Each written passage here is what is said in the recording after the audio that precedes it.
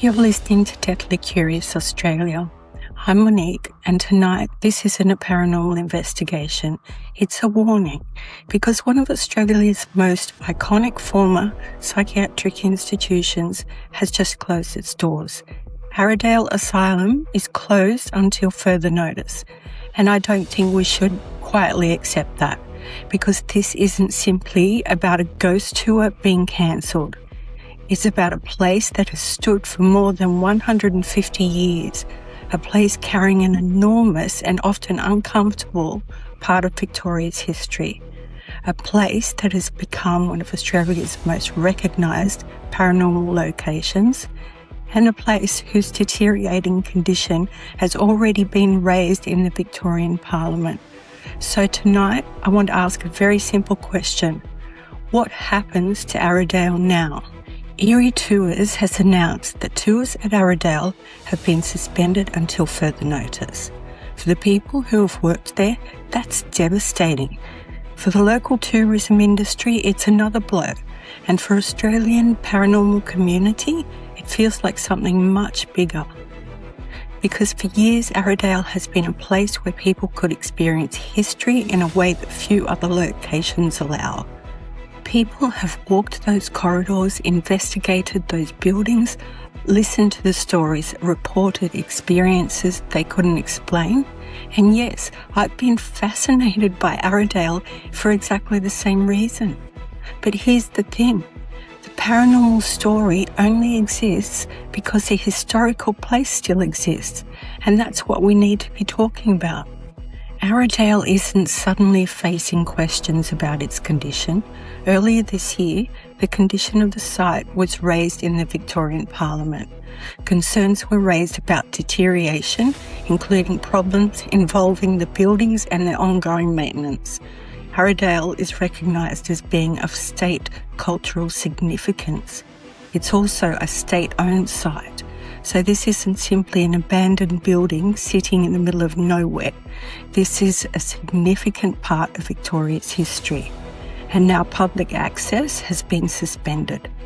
That should make all of us stop and ask, what is the plan? What work needs to be done? What funding is available? What happens to the buildings now? And most importantly, how do we make sure Aradale is still standing for the next generation? Now, I know some people will hear this and say, but Monique, you're talking about heritage. What about the paranormal? The paranormal matters too. I'm not going to pretend it doesn't. Aradale has become one of Australia's most significant paranormal locations. For years, investigators have travelled there. People have reported strange experiences, tour guides have shared stories from inside the buildings, and countless people have developed an interest in Aradale specifically because of that combination of history and the unexplained. Whether you believe those experiences are genuinely paranormal, have another explanation, or simply remain unexplained, they are now part of Aradale's modern history. And I want to make that history preserved too. I want future investigators to be able to walk those corridors. I want people to continue researching reported experiences. I want the stories to continue being told, but I want that to happen inside a building that still exists, because you can't recreate Aradale. You can't rebuild 150 years of history. You can't manufacture the atmosphere of an original ward, and you certainly can't recreate the experiences people have had there over decades. Once those buildings are gone, they're gone. And I want to make this really clear. I'm not arguing that safety should be ignored so people can go ghost hunting. Absolutely not. If buildings aren't safe, they shouldn't be open to the public. People come first. Closure should be the beginning of a conversation about preservation, not the end of one. Because there is a huge difference between saying this building is unsafe right now and saying this building is no longer worth saving. Those aren't the same thing. And I don't believe we've reached that point. Aradale matters because of the people who lived there. It matters because of the staff who worked there. It matters because of the history of psychiatric care in Australia and Victoria. It matters to the people of Ararat, and it matters to tourism. It also matters to the guides who have spent years bringing people through those doors. And yes, it matters to the paranormal community. We don't have to choose between those things. The history created the location. The location created the stories. And those stories have helped keep Aradale in the public consciousness.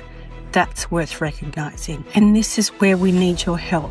Don't just listen to this dispatch and move on.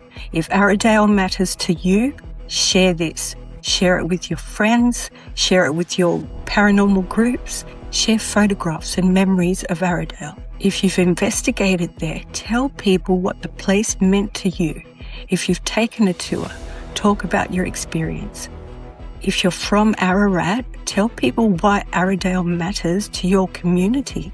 And importantly, take it outside the paranormal community, because this shouldn't become a conversation that only ghost hunters are having.